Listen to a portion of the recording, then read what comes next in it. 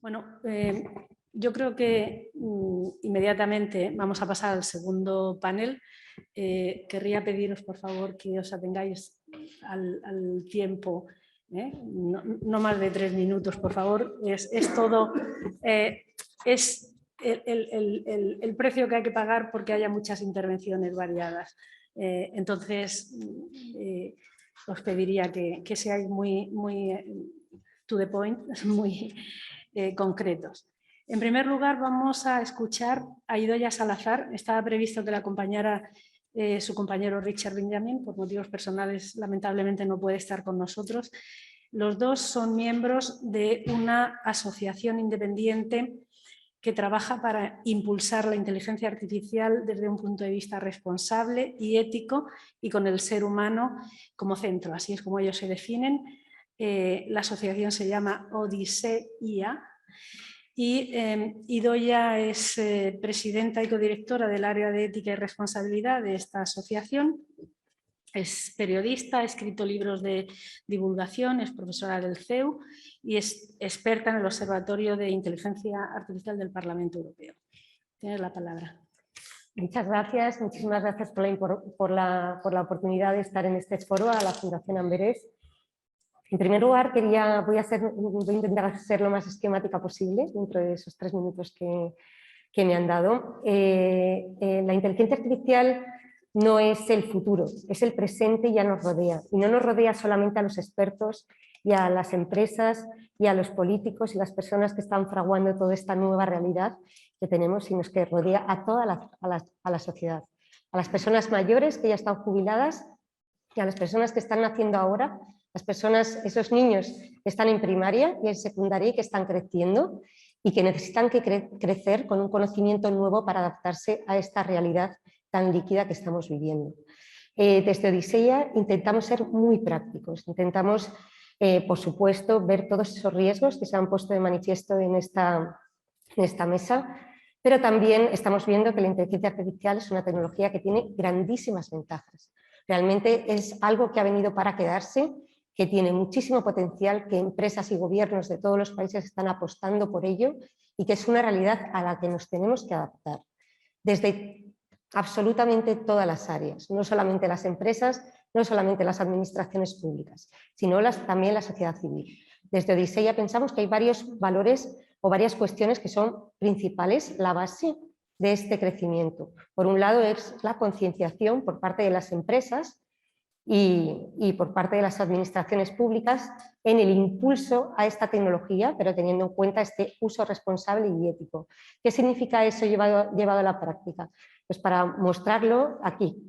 Hemos puesto de manifiesto estamos desarrollando desde Odisea una iniciativa en la que tratamos de ser muy conscientes de cuál es la realidad empresarial en los distintos sectores, de qué manera estas empresas, por ejemplo, estos sectores, estas empresas de sectores específicos, como puede ser la medicina, como puede ser una empresa energética, como pueden ser los juristas desde el lado legal, están ya implementando sistemas de inteligencia artificial en sus distintas acciones y ver de qué manera acompañarles en este proceso para que consigan usar esta tecnología para sus propósitos, pero manteniendo esta parte legal y ética de una manera que se cree un balance entre ambas cuestiones.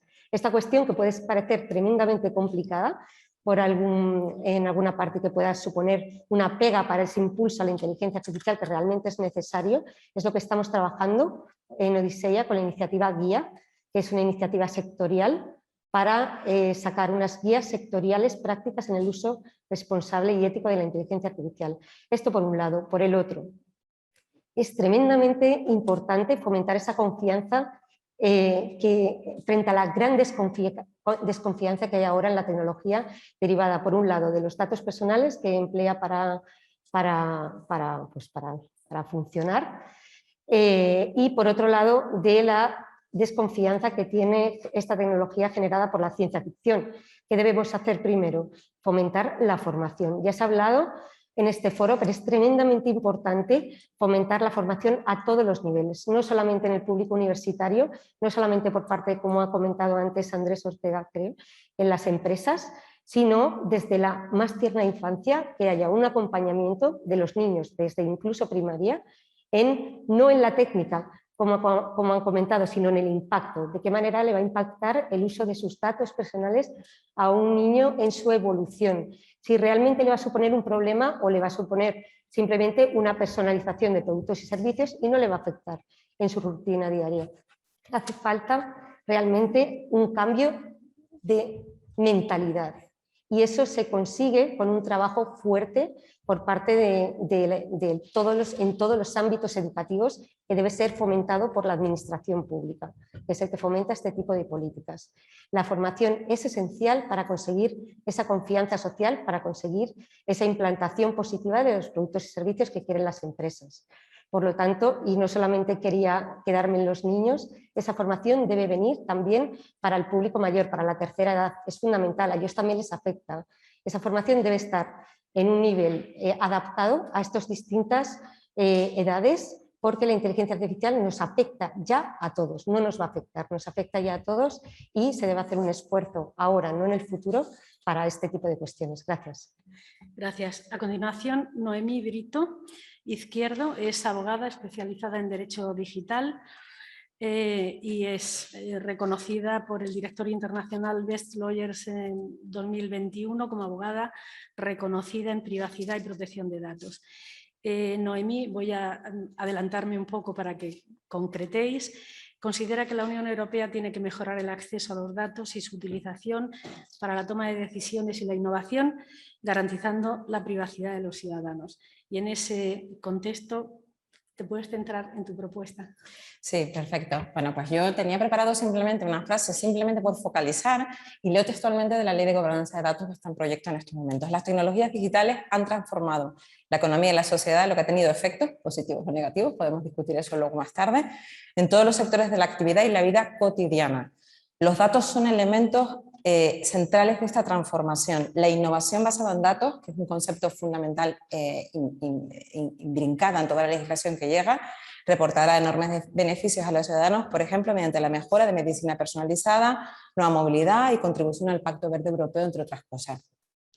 Lo que está claro es que estamos inmersos en una economía de datos clarísima, que en estos momentos datos hay de muchos tipos, no solamente datos de carácter personal, sino también datos de carácter no personal. Es más, existe una regulación europea del mismo valor que el Reglamento General de Protección de Datos en estos momentos que permite esa liberación.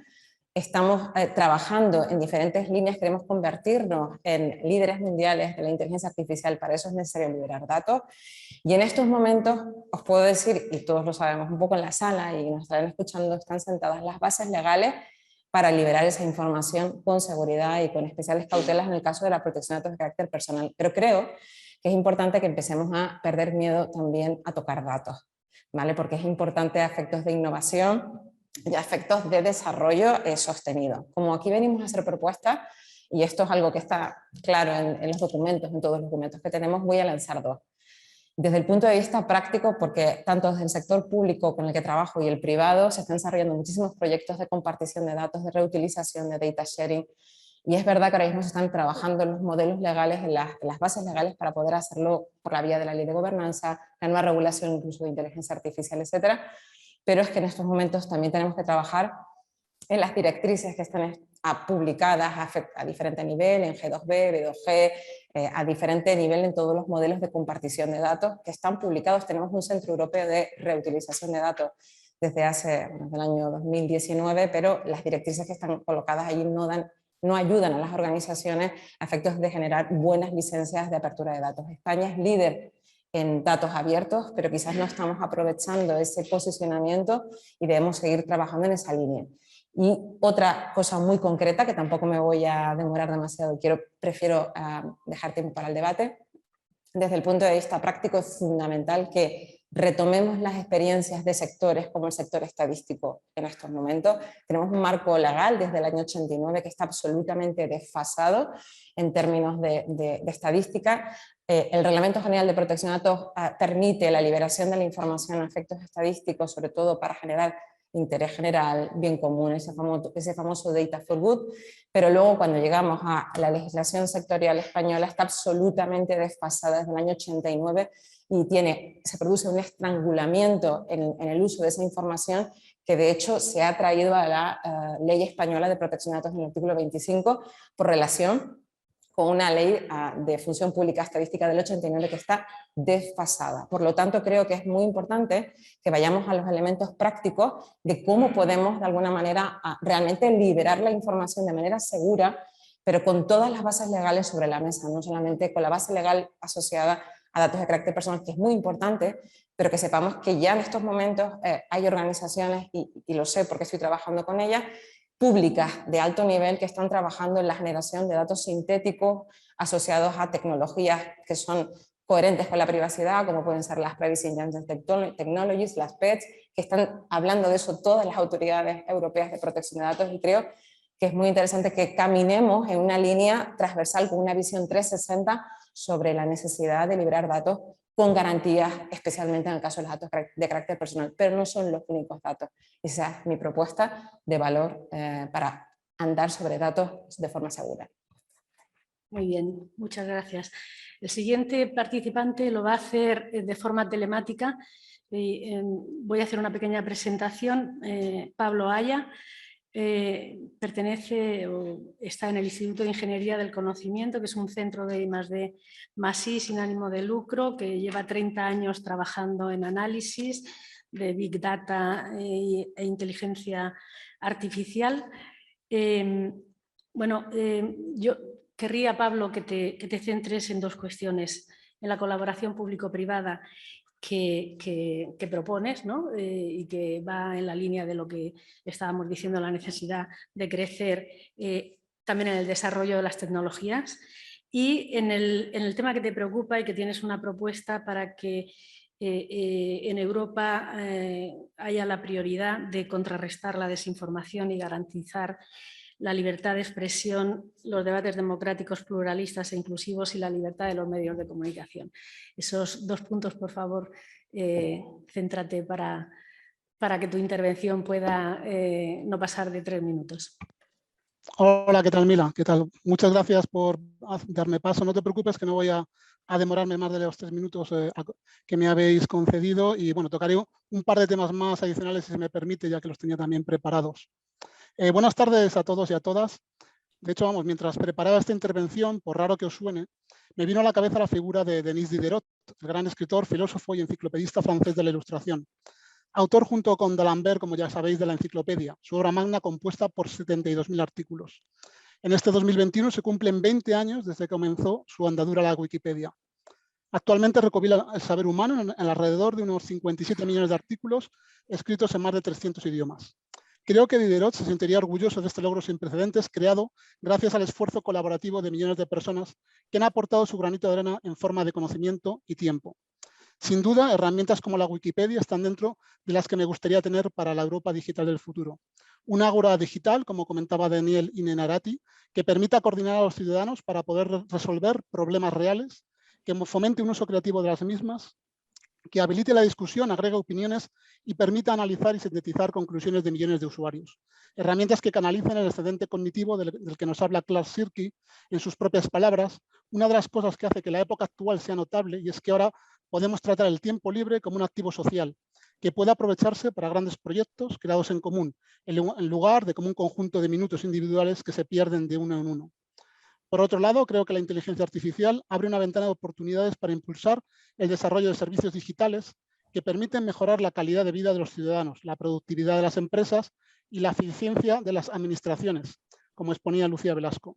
Aquí encontramos aplicaciones que impactan en una mejor atención sanitaria, en una fabricación y distribución más eficientes, en una producción agrícola más adaptada al cambio climático, en mejores servicios públicos, como la gestión del reciclaje, un transporte más seguro y limpio y un consumo y producción de energía más barata y sostenible. Especial atención adquieren los datos como principal combustible de la inteligencia artificial, la economía del dato a la que apelaba Andrés Ortega anteriormente. Necesitamos datos abiertos de calidad y accesibles y que se mantengan actualizados, así como seguir impulsando un marco ético y regulatorio que nos permita trabajar con datos de carácter personal con todas las garantías para el ciudadano, como nos acaba de comentar Noemí Brito. Esta transformación tiene que regirse, tal como establece la propia Unión Europea, dotándonos de sistemas de inteligencia artificial que sean seguros, transparentes, éticos e imparciales y que estén bajo el control humano. En definitiva, una inteligencia artificial fiable y centrada en las personas, como nos introducía Lina Gálpez en su transformación justa. Este camino no se puede recorrer, como antes me comentaba Mila, como el sector privado y el sector público andando cada uno por su cuenta. Necesitamos una mayor colaboración público-privada en la línea que propone la economista María Mazzucato, que supongo que conoceréis su trabajo, que últimamente está bastante en prensa y en medios de comunicación, y es una línea que ya se ha iniciado desde el Gobierno de España con programas como Misiones, Ciencia e Innovación, pero también mejorar herramientas de contratación como la compra pública innovadora, disponible pero actualmente infrautilizada. Y finalmente, me gustaría señalar que esta nueva Europa digital no está exenta de riesgos generados por las propias tecnologías, como ya se ha ido comentando entre los distintos ponentes. Sin duda, son importantes todas aquellas amenazas que atenten contra la privacidad y la propiedad de los datos, aunque mi mayor preocupación es la difusión de la desinformación, en particular por agentes externos que tienen como objetivo minar los valores europeos, las instituciones y los sistemas democráticos, en la línea que ya han comentado Nacho Torreblanca en su intervención y Manuela Battaglini. Tiene que ser una prioridad para Europa contrarrestar la desinformación y garantizar la libertad de expresión, los debates democráticos pluralistas e inclusivos y la libertad de los medios de comunicación. Y muchas gracias por el tiempo. Yo creo que me ha gustado 3-4 minutos quizás, Mila. Muy bien, Pablo, ¿no? Gracias. A continuación, Julia Fernández Arribas. Julia es estudiante de Derecho y Ciencias Políticas en la Universidad Autónoma de Madrid y tiene un especial interés por la participación ciudadana y la integración europea.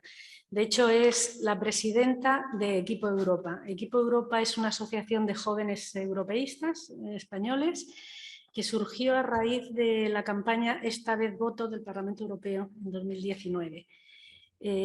Lo que pretenden es acercar la Unión Europea a los jóvenes y promover la participación política de la juventud en Europa.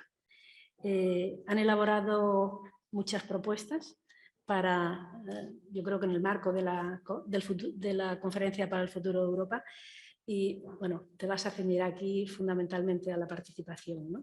Adelante. Eso es. Bueno, en primer lugar, muchísimas gracias a la Fundación Carlos de Amberes y a Mila por la organización de este evento, que es muy importante y también sé que ha sido complicado de organizar.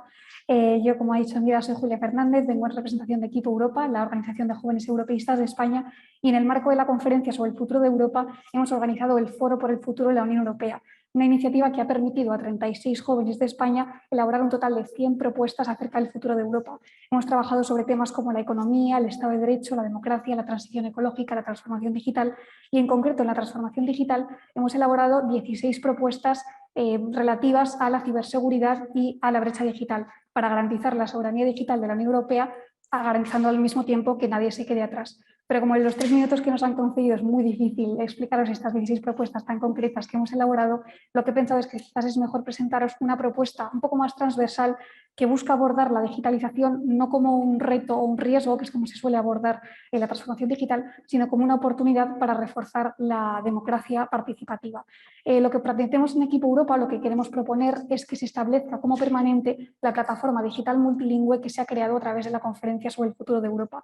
Seguramente lo sepáis, esta plataforma lo que permite es a ciudadanos de toda la Unión compartir sus propias propuestas a través de una plataforma digital que es accesible a través de una página web y está estructurada en torno a 12 temas. Cualquier ciudadano puede subir sus propuestas, es un mecanismo bastante sencillo y que es una muy buena iniciativa y una iniciativa también sin precedentes en lo que respecta a la participación ciudadana en la Unión Europea.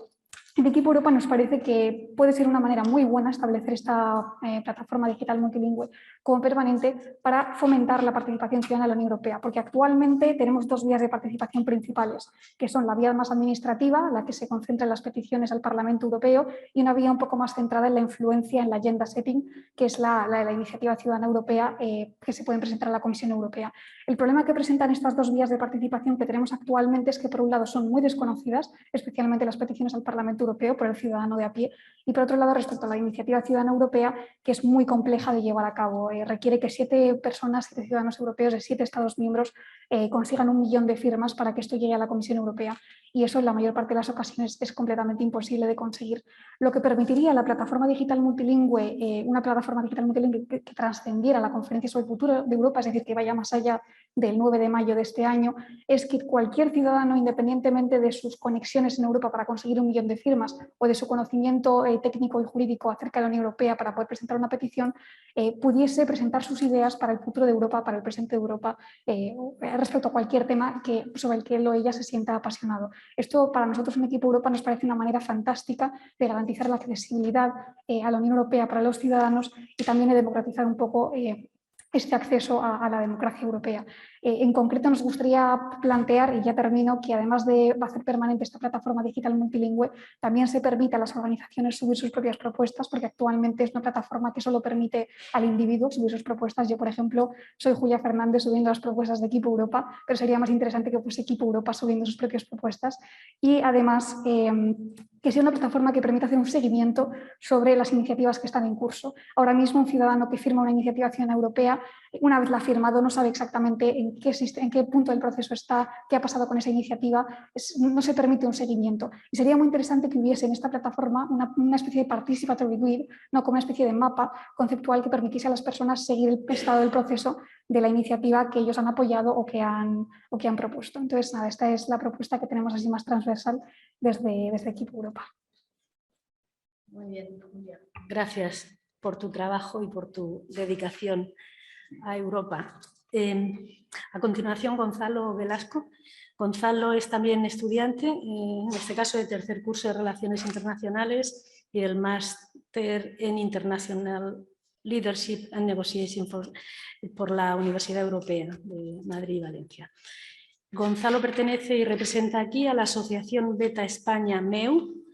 Es una asociación que tiene como objetivo proporcionar a los estudiantes universitarios un conocimiento del proceso de toma de decisiones, el procedimiento legislativo ordinario que se lleva a cabo en las instituciones de la Unión Europea. Y para ello organizan diferentes proyectos. Uno de ellos es Model European Union Spain, que es un evento internacional en el que se simulan, ¿no?, los modelos del proceso legislativo del Consejo y el Parlamento Europeo. Nos vas a presentar una propuesta para la actualización de la legislación comunitaria relacionada con temas de ciberseguridad y cibercriminalidad. Adelante. Correcto, sí. Lo primero, muchas gracias también a la Fundación Carlos de Amberes por permitirnos este foro abierto a la sociedad civil. También quisiera dar las gracias a Luis Gallego, que ha sido un compañero que me ha ayudado con esta propuesta, ya que trabaja dentro del tema de ciberseguridad. Luego, lo último, de Beta España, el MEU que hemos organizado y hemos realizado por fin el primer MEU en España. Este año, a principios de septiembre, era una simulación de las organizaciones políticas, tal como el Consejo de la Unión Europea, como el Parlamento. Entonces, teniendo esto en cuenta, la propuesta que Beta propone es una actualización urgente de todas las capacidades informáticas de toda la Unión Europea. Dentro también de las propias instituciones, tanto europeas como comunitarias, como de los propios Estados miembros, pero también, como ha dicho antes Lucía Velasco, sin olvidar a los propios ciudadanos europeos y a las propias empresas, desde pymes hasta multinacionales. Todo ello tiene que ser a través de la renovación también del Convenio de Budapest, ya que desde el 2001 no se ha hecho ninguna reestructuración de este convenio. La vida actual, como hemos visto con la pandemia y después todas las consecuencias que estamos sufriendo de la pandemia, está girando en torno a todas nuestras pantallas y las tecnologías. Entonces debemos protegerlas y protegernos. ¿Cómo debemos hacerlo? Debemos hacerlo a raíz de dos vertientes. Y aquí voy a recoger un poco el testigo de lo que ha estado comentando antes Manuela. Por un lado, con la nueva terminología, hay que incluir nuevos términos tales como ciberbullying, phishing, grooming, ransomware, entre otros. Y en ransomware me quiero relacionar un poco a lo que he dicho antes de las instituciones europeas y de los estados comunitarios. Hemos visto cómo en el SEPE en España el ransomware se ha utilizado contra la propia institución y como en el Ministerio de Sanidad de Irlanda también se ha utilizado este ransomware por actores internacionales usando métodos no convencionales. Entonces debería actualizarse estas instituciones públicas. Y por otro lado es la estrategia a la hora de actuar, ya que el cibercrimen no se limita al propio espacio-tiempo, tal como hemos visto como las Advanced Persistent Threats.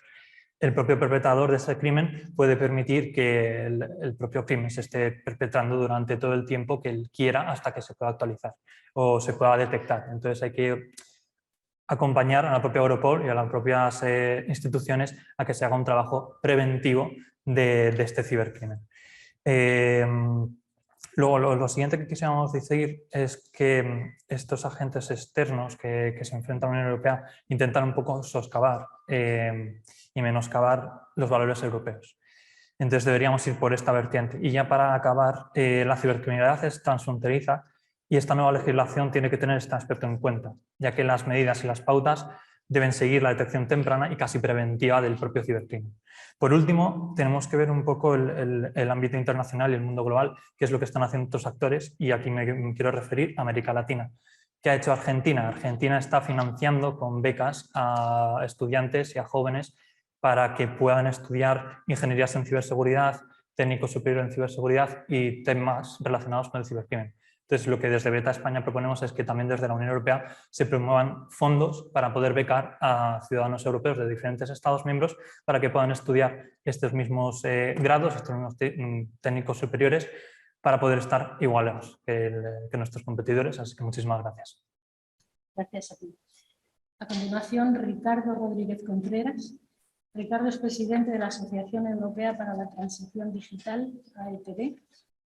Es una asociación, una organización ciudadana que nace para apoyar, impulsar y acelerar iniciativas que contribuyan a construir una Europa tecnológica y digital libre. Bueno, esta asociación tiene muchas propuestas. Resume mucho o concéntrate en una, como tú prefieras. Perdón. Perdón. Adelante, Ricardo. Sí, son muchas, están por escrito, hemos participado en muchas consultas públicas en la Comisión Europea, así que bueno, no creo que pueda resumirlas ahora mismo. Hacer algunos comentarios, ¿no? Primero, estoy encantado de estar aquí con la sociedad civil organizada y no con la institucionalidad en plantilla, parafraseando al amigo de Miguel Ángel. Es decir, es bastante excitante escuchar vuestras propuestas porque son realmente concretas y magníficas y van en la vía un poco de abajo arriba e intentamos impulsar algunos respecto a lo que hablamos hoy aquí, que es Europa.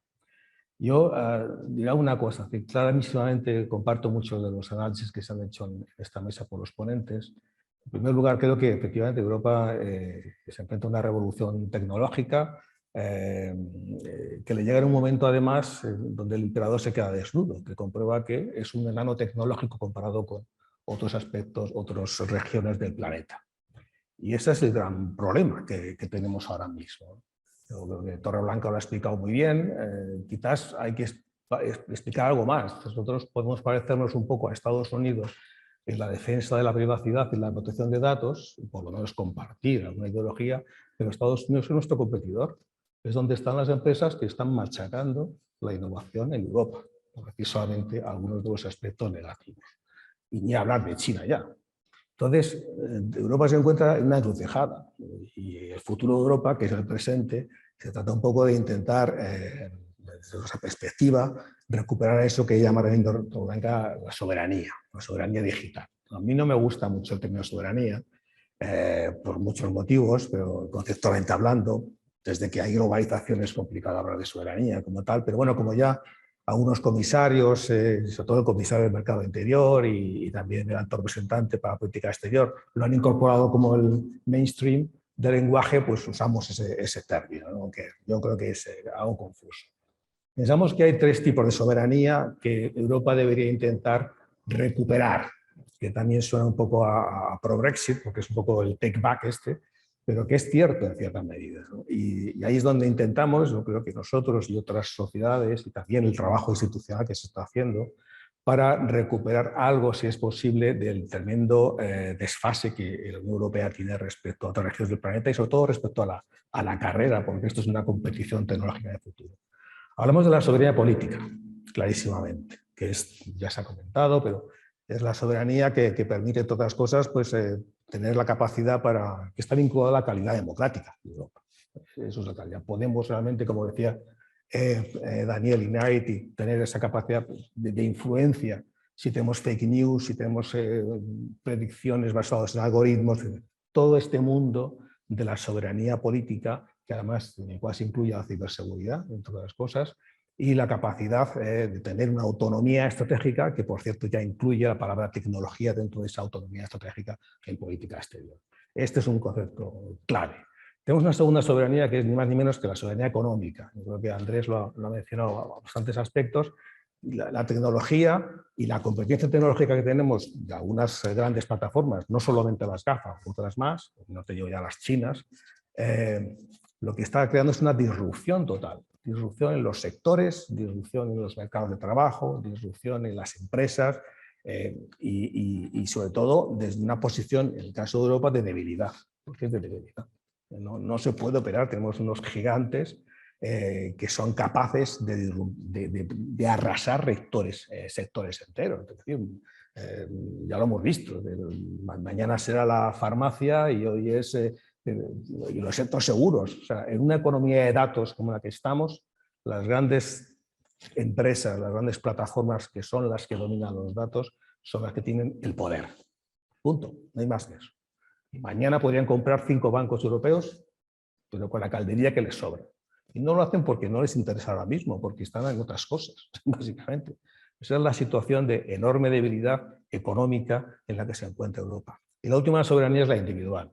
La individual es la que afecta sobre todo a libertades y derechos, y que es la que tiene más que ver con el aspecto social, con el aspecto de la discriminación que se ha comentado aquí, de cómo la tecnología puede incrementar la desigualdad porque afecta, como es evidente, a aspectos sociales, de nacimiento, de etnia, etcétera, etcétera. Esas 3 cosas, esas 3 soberanías, incluyendo una que lo he dicho en la política, pero que es la de defensa, que es bastante evidente, es la que de alguna manera Europa intenta. Yo creo que ese trabajo que se está haciendo es interesante. Nosotros pensamos, como Asociación Ciudadana, para terminar ya, que Europa debe ser más ambiciosa, clarísimamente. Aquí estamos viendo cómo se acrecientan las famosas 2 almas en esta pelea, en esta encrucijada. El alma económica y el alma social de la Unión Europea están clarísimamente colisionando y tenemos propuestas más en la clave de mercado de interior y más en la clave de intentar defender derechos, privacidades, como regular los usos, las aplicaciones de la inteligencia artificial, los riesgos, etcétera, etcétera. Eso está colisionando. Colisionando además en un contexto en el cual creemos que las directivas son interesantes, son buenas, pero son poco ambiciosas. Tienen que ser más profundas y más completas. Porque en todas las cosas, las propuestas legislativas que hay ahora mismo, las que hay, que nos parecen ya un poco cortas en algunas cosas, aunque reconociendo que tienen elementos muy positivos, claramente el transcurso, en el íter legislativo que va a haber, la capacidad de presión y de lobby de las grandes tecnológicas es tan grande, como todo el mundo sabe, que va más allá del lobby, que realmente pensamos que puede tener un final, pues no el que pensamos. Concluyo aquí, Presidenta, para la segunda ronda. Gracias. Bien, te agradezco. Nos hemos pasado del tiempo, como era de esperar, porque somos muchos los que intervenimos. Os pido a los que quedáis por intervenir la máxima concreción. Entonces, a continuación, Raquel Jorge Ricard es analista del Real Instituto Elcano y trabaja en la agenda tecnológica y digital. Ha sido becaria Fulbright en Washington y ha sido reconocida como una de las jóvenes líderes 35, Certified Under 35, en Europa por el Banco Santander Cidor. Vas a incidir en la propuesta de Julia, ¿no?, de la participación ciudadana. Adelante. Sí, bueno, hola, buenas tardes a todos y a todas. A mí me gustaría hablar de algún concreto que siempre me hace pensar cuando incluso hablo con mis familiares, y creo que os puede pasar también a todos vosotros y vosotras, que es cuando habláis con las personas que no saben tanto del tema.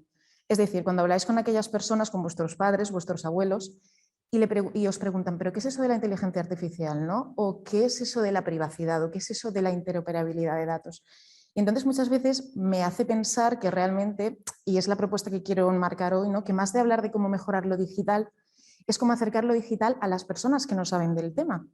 Y lo miro desde 2 perspectivas. La primera perspectiva es, por ejemplo, que de hecho lo habéis comentado Lina y Lucía, que por una parte es importante ver ese grado de aceptación social, ¿no?, del cambio tecnológico, pero también ver cómo la ciudadanía percibe lo digital o incluso no lo percibe como algo que que es un tema de ellos, porque muchas veces las personas tienden a pensar que lo tecnológico es algo de sector público, sector privado, alguna asociación, algún observatorio nacional o observatorio sin ánimo de lucro social, pero nos falta esa perspectiva más de la ciudadanía a pie, ¿no? De las personas, porque al final es en quién va a incidir. Entonces pienso en la propuesta que se hizo en marzo de la Brújula Digital 2030, que también habéis comentado varias personas aquí, y pienso en el punto en el que se habla del Eurobarómetro anual. El Eurobarómetro anual, según marca el itinerario, que se publicó hace muy pocos días, va a buscar la percepción social de los derechos digitales, es decir, cómo las personas perciben que su derecho a la privacidad está respetado. Y yo me planteo muchas veces, cuando vaya al encuestador a preguntar a una persona en la calle, bajo un sistema estadístico como socióloga que soy, a preguntarle esto, ¿no? Bajo un margen de error, le preguntará, ¿usted cómo cree que su privacidad está respetada? Y dirá, ¿qué es eso de la privacidad? O a lo mejor responderá por lo que le han dicho los medios de comunicación. Si es una persona que se ha querido informar, ¿no? o que tiene la suerte de poder informarse, entonces a lo mejor puede responder más adecuadamente, entre comillas, pero a lo mejor hay personas que no lo pueden hacer. Y en ese sentido me hace pensar en la siguiente propuesta, y ya me limito al tiempo, Mila. Por una parte sí que planteo que para el Eurobarómetro anual habría que plantear muchos más indicadores. Habría que plantear primero un sistema quizás de formación que se pueda hacer con contribuciones nacionales de los Estados miembros o fomentado también a través del propio nivel de la Unión Europea, pero sobre todo fomentar que esa participación que, por ejemplo, se plantea en la estrategia de prospectiva, que habremos escuchado algunos en los medios de comunicación, que no sea solo un foro multilateral o multiactor entre sector público, privado y las grandes organizaciones sociales, sino que también realmente se hagan talleres bajados al terreno en las escuelas, los hospitales, las diputaciones de España, en las provincias, y se hagan realmente metodologías interactivas, talleres para explicar a las personas de qué estamos hablando. Y creo que podemos ver esto como algo alejado, pero realmente si vemos incluso unos programas que existen en la OCDE, son programas muy aplicables y muy escalables al caso de Europa y de las ciudades, de nuestros pueblos. Y en ese sentido sí que creo que es interesante ver este tipo de talleres. Y eso me lleva ya finalmente, para terminar, al Eurobarómetro. Creo que es importante añadir nuevos indicadores en el Eurobarómetro, que no sea solamente sobre la privacidad, sino también qué entiendo yo por digitalización, qué entiendo yo por tecnología, cómo creo que me puede afectar como persona que trabaja en el sector de la limpieza o en el sector de la industria avanzada. Y en ese sentido termino mi propuesta. Pues muchas gracias, y me consta que tienes una capacidad de improvisación excelente, porque has hecho una propuesta sobre la marcha muy interesante. A continuación, Iván Lutolf va a intervenir también por vía telemática. Iván es presidente de Agrotec España, que es la Asociación Española para la Digitalización de la Agricultura, el agroalimentario, la ganadería, la pesca y las zonas rurales.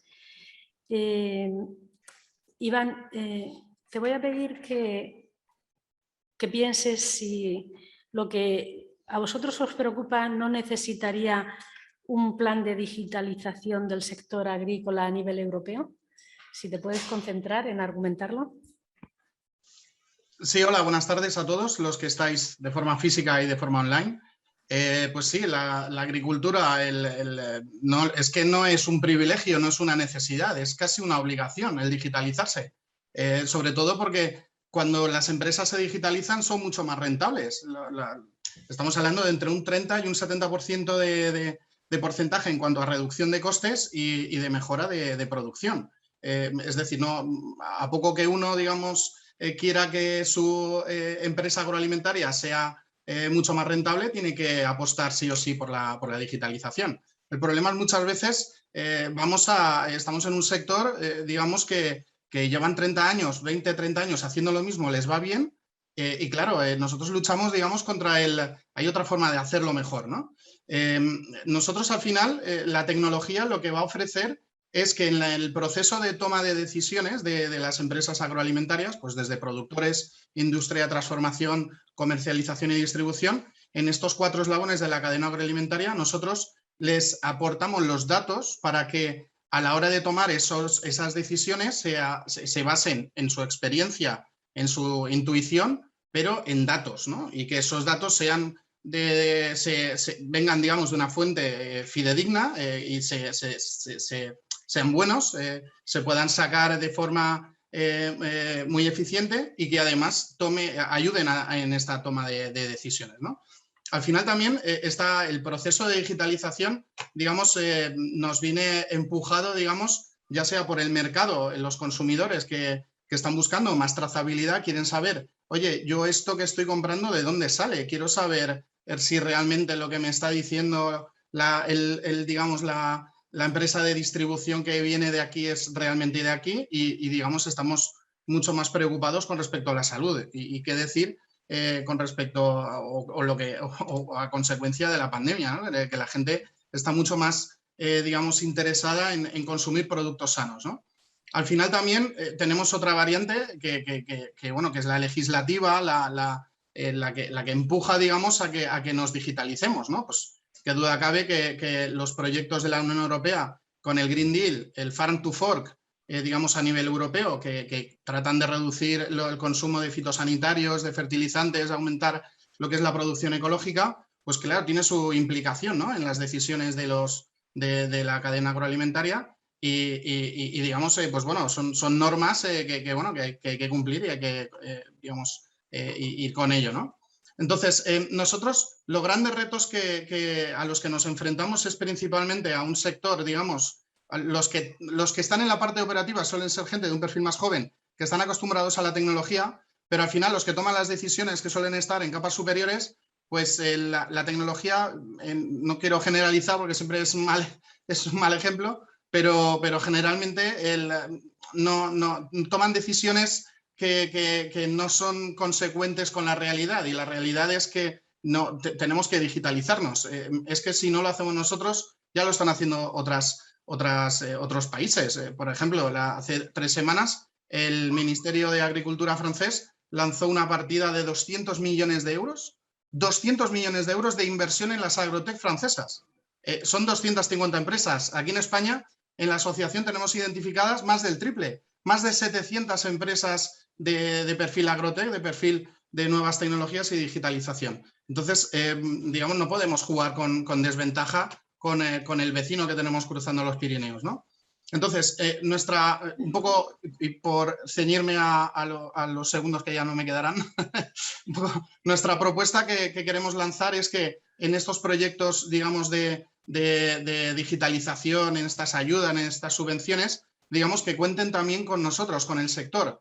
Somos, está claro, los grandes proveedores de todo este tema de digitalización, pero al final, si se canalizan a través de nosotros, se va a conseguir el objetivo que es realmente el que el agricultor, el que la empresa agroalimentaria se digitalice. Simplemente porque nosotros, si tenemos la opción digamos, de que esa gestión de esos proyectos recaiga sobre las empresas agrotech, va a ser mucho más eficiente, digamos, esa gestión, porque nosotros vamos a ir a piñón, perdón la expresión, a conseguir el máximo número de clientes posibles para que toda esa partida, todo ese presupuesto que se ha destinado digamos, se consiga, ¿no? Y que no pase, pues bueno, como hemos escuchado noticias, que de todo el dinero, de todas las subvenciones, ya hablo a nivel general, no solo en términos de digitalización, en todo el dinero que la Unión Europea nos ha cedido, nos ha concedido a España, solo el 30% se ha gestionado. Bueno, esto no puede ser. Gracias, Iván. Esta es nuestra propuesta. Muchísimas gracias. Gracias, Iván. Estás pidiendo un plan nacional de digitalización del sector agrícola, pero es muy importante lo que nos dices. A continuación le voy a dar la palabra a Almudena de la Mata. Almudena es socia de la Blockchain Intelligence, es socia fundadora de Impact Hub Madrid y es profesora en el Instituto de Empresa. Es además una experta en blockchain y pertenece al Observatorio y Foro Europeo de Blockchain, al Consejo Asesor de la Asociación Internacional de las Aplicaciones de Blockchain. ¿Qué nos quieres contar, Almudena? Muchísimas gracias, Mila. Lo primero, un mensaje de optimismo con estos jóvenes que habéis traído, que obviamente nos dan luz en el futuro europeo de la digitalización. Y gracias a todos vosotros por estar aquí discutiendo estos temas. Nosotros en Blockchain Intelligence trabajamos muy focalizados en digitalización en blockchain desde 3 perspectivas. Apoyo a proyectos normativa y regulación y sociedad, el impacto en la sociedad. Y lo hacemos con distintos players, la sociedad civil, los técnicos y profesionales y empresas que están trabajando en esos temas y el sector público y también el académico. Y yo creo que en todos estos años trabajando en esto lo que hemos visto es que el calado, como hemos visto hoy también en todas las intervenciones, el calado de esta digitalización y de esta cuarta revolución industrial es sin precedentes. Y es sin precedentes porque afecta a lo más individual, a la libertad individual a través del dato, a las organizaciones, pero sobre todo algo tan clave como es nuestro propio sistema. Y pensemos que blockchain ha planteado un sistema alternativo de funcionamiento social descentralizado, fuera del Estado, que ha tenido un cierto calado y un cierto seguimiento por una parte de la sociedad. Y eso es un reto fundamental que tenemos que abordar como lo que es. Y en paralelo estamos viendo una labor impresionante, y yo creo que hay que elogiar y que hay que valorar y que hay que apoyar, de innovación en el sector privado, también en el público, tengo que decir, de uso de esa tecnología para hacer aplicaciones que nos llevan a una mayor inclusión financiera, a mayores niveles de transparencia, a servicios públicos más eficientes, a una reducción de costes, a una agilidad y a un mayor control y auditabilidad de los procesos también en el sector público, y a un montón de ventajas que tenemos que aprovechar. ¿Y cómo casamos un poco los retos con las posibilidades y las ventajas dentro de un mundo? Y aquí, siguiendo la línea de Nacho, de internacional que nos pone presión, y pensemos en el ámbito más institucional europeo como es el euro, el criptoeuro, que tiene que acelerarse su desarrollo porque tenemos a China y a Estados Unidos presionando, y eso tiene un impacto en nuestro posicionamiento geopolítico nacional clave y fundamental. Y lo que aquí vemos es que seguimos trabajando, y esto lo vimos como un problema serio en la crisis del 2008 financiera, en silos. El silo de la innovación, y aquí hablamos los de innovación y de que el regulador no puede regular tanto, y otra vez este rollo de que el regulador no puede regular tanto, la gente más centrada en valores, en la digitalización humanista, humanizada, tal, y los académicos en su entorno.